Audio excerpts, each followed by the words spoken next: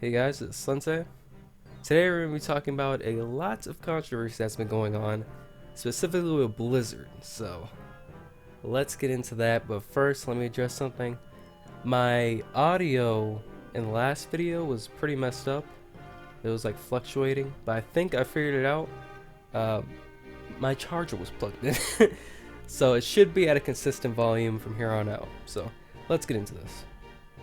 So a few weeks back, Blizzard banned this player known as Blitzchung from competing in any of the Hearthstone tournaments for a pretty long time. I think it was a year.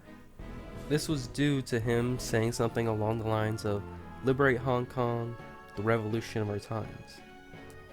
This is because people in Hong Kong are actually trying to fight for their freedom to separate themselves from China because they hold so much control over them.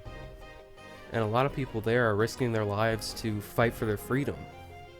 So also with Blitzchung, they also fired the casters, who really didn't even say anything. All they did was just put their head down, whilst also taking all of the money that Blitzchung won from that event in the process.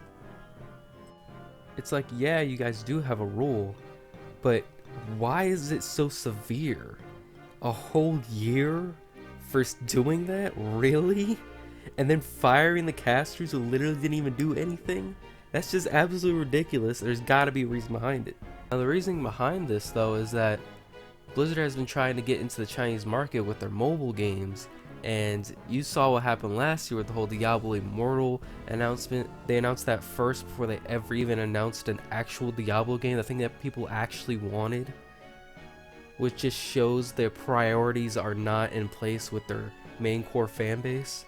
So they're trying to pretty much kowtow to China and what they think instead of fighting for freedom just like the US has. And then after this, they come out with the same old PR speech talking about how China had nothing to do with it, when it's like, if you gotta say that, it's over. You already know what's going on there. Nobody's gonna eat that up. In this response also, they also lowered his ban from a year to 6 months, which is still way too freaking long, especially when they're talking about how every voice matters. This has caused people to boycott Blizzard. This has also led to people starting up protests for BlizzCon. It's actually happening in the next couple of days. So it is gonna be crazy at BlizzCon. People are gonna start dressing up like Winnie the Pooh, because for those who don't know, there's this big meme about how the China president looks like Winnie the Pooh, and it's gotten so bad to the point where he's actually had to ban Winnie the Pooh. It's crazy. So we'll see what happens at BlizzCon. It's gonna be pretty funny, if anything, especially coming off of what happened last year. Hey, just was wondering, is this an out-of-season April Fool's joke?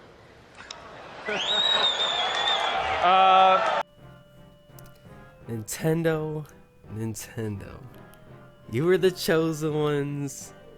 Now we're here. You know, I thought with Tokyo Mirage, Nintendo would go through this like character arc where in the past they censored all these games, and then they come full circle back to a game that they censored and de-censor it. That was way too good to be true.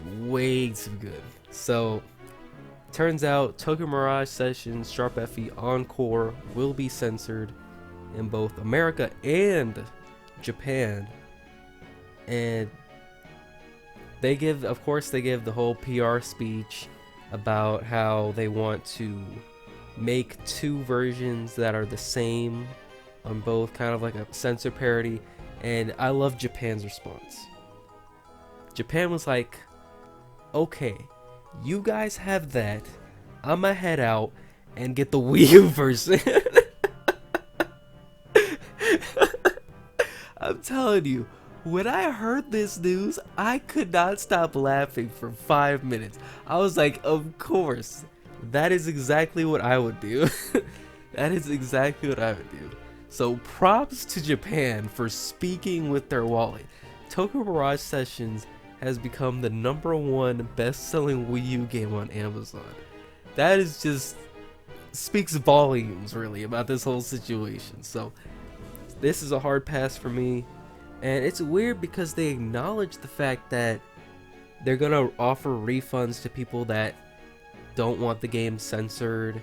And it's like, it's weird because they know they don't want it censored, but they're gonna censor anyway. It's very weird. It's very different from like what Sony's doing, because Sony is like, we have these invisible global standards and we want to protect the children, while Nintendo's just like, yeah, we want to censor it so we can match it up with the other ones for reasons. Like, what? WWE 2K20 is littered with bugs. Now, I could go through the same spiel about how these developers are always rushing games and how you should take time making your games and not just crap out a game every single freaking year, knowing they have crap tons of bugs in them. But instead, I'm going to let the bugs themselves and the glitches speak for themselves. And after one of the worst Switch ports, probably the worst Switch port of all time, WWE 2K18 at that. Anyways, enjoy. Middle of the ring, has Nikki where she wants her. Can Charlotte do this here? Charlotte's on one leg. Stepping through, looking for the figure 4 leg lock. Can she break? She does. Figure 8. Nikki Bella's reign is in dire straits right now. Charlotte does it. Charlotte is your new champion.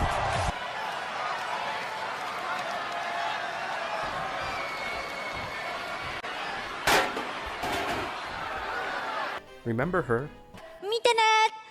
Well, her and Twitter mobster Kamiya are actually going to be working on possibly a new Okami game. If this happens, this will be hype as hell. Like Clover Studios and Platinum Games, I consider to be the same people. I freaking love Platinum Games. Like I said before, when it comes to original IPs, they are always amazing. Just next level action games. Just imagine all the things you could possibly do with the mechanics of that game, building on it, going to all new locations. I couldn't imagine what this game is going to be like. So if this happens, this will be awesome. If you haven't played Okami, what the hell are you doing? Go out and play it. There's like 8,000 different versions of it. Go play it now. How my views on a game can change just by one trailer. Persona 5 Scramble actually looks pretty damn good. Now at first, I thought it was just gonna be, a Dynasty Warriors game. I'm like, I got enough Dynasty Warriors from Hyrule Warriors. I couldn't even imagine somebody playing all of them. I mean, props to you, but it's not for me. But now, seeing it, there's gonna be a lot more to this game than we thought. There's gonna be like platforming, there's actually gonna be like conversations and all that. There's gonna be exploration. This looks like much more than what we thought it was. Let me tell you, Persona 5, if you haven't played it, just like with Okami, I don't know what in the hell you are doing, but go out and play it. Just, that game meant so much to me. I honestly don't even want to go into it. I don't want to spoil it for anybody. Just go out and play it already. This game deserves to be played by everybody and anybody. It meant the world to me.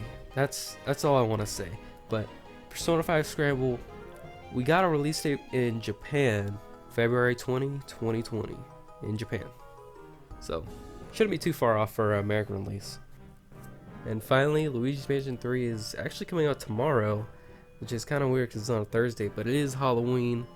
Like I said in the past, I think of the first Luigi's Mansion, the second Luigi's Mansion, and the same way I think about the first and second Pikmin games, and that the first ones are very quick to just play through in an afternoon and enjoy, whilst the second one have like a lot more to them. For Luigi's Mansion, it was the multiple different mansions.